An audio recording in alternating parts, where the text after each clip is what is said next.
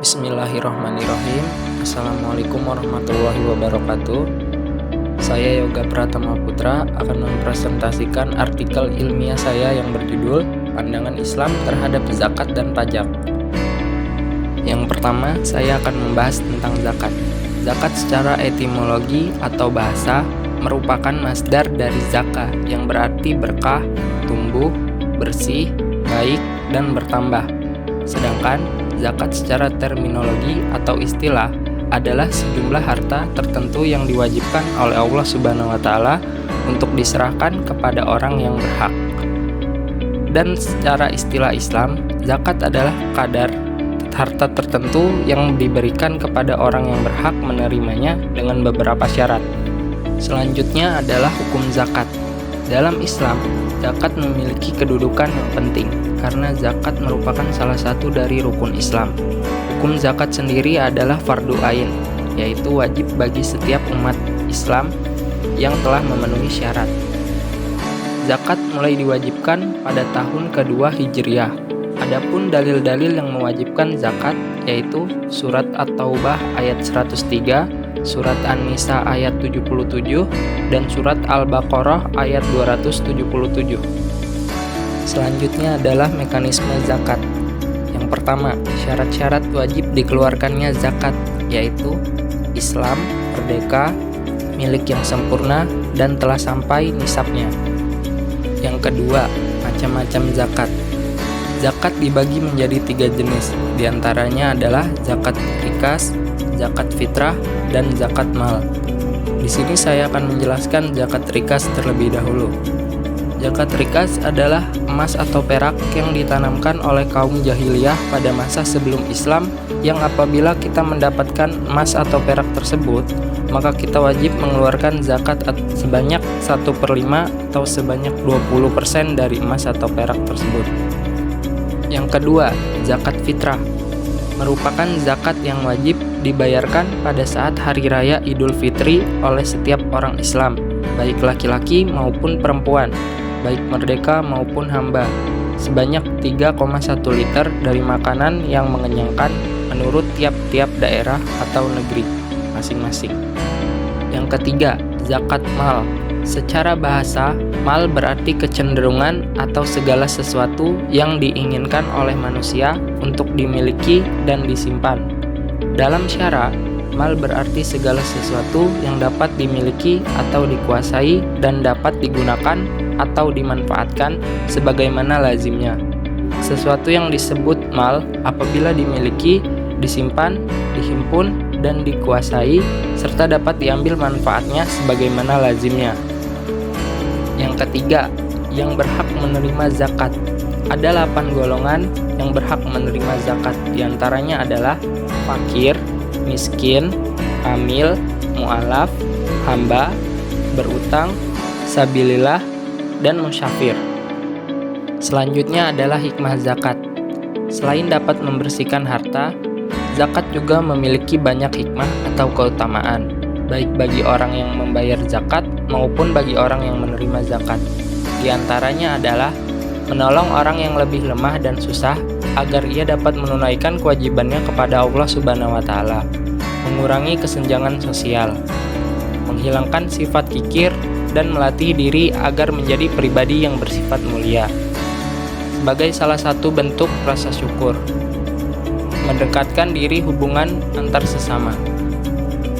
Selanjutnya, saya akan membahas tentang pajak. Pajak adalah iuran rakyat kepada kas negara berdasarkan undang-undang yang dapat dipaksakan dengan tidak mendapatkan jasa-jasa timbal balik.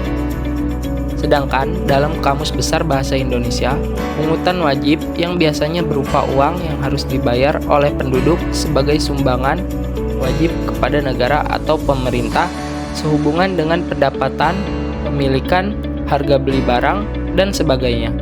Selanjutnya adalah mekanisme pajak. Yang pertama, syarat pajak.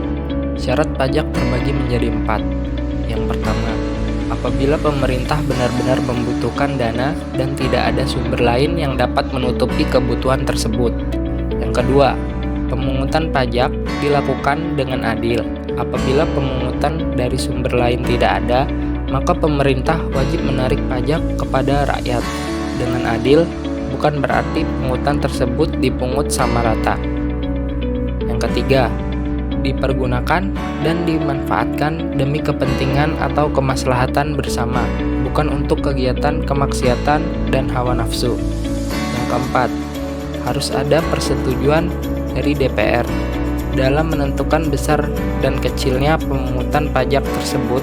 Hal ini sesuai dengan pasal 23 ayat 2 Undang-Undang Dasar 1945 yang berbunyi, segala pajak untuk keperluan negara berdasarkan undang-undang dan harus disetujui oleh Dewan Perwakilan Rakyat. Selanjutnya adalah pemungutan pajak. Dalam pelaksanaan pemungutan pajak, ada beberapa teori yang dijadikan landasan. Yang pertama, teori asumsi. Teori ini menyatakan bahwa negara bertugas untuk melindungi jiwa dan harta masyarakat, sehingga negara berhak memungut pajak dari masyarakat. Yang kedua, teori kepentingan. Teori ini menyatakan bahwa negara berhak memungut pajak karena melindungi kepentingan masyarakat. Di sini, pembagian beban pajak masyarakat telah diatur. Untuk pembagian beban pajak, siapa yang paling banyak mendapat manfaat dari negara harus memikul pajak yang lebih besar. Yang ketiga, teori daya pikul. Dalam teori ini, beban pajak untuk semua orang harus sama beratnya, yang artinya pajak harus dibayar sesuai dengan daya pikul masing-masing orang.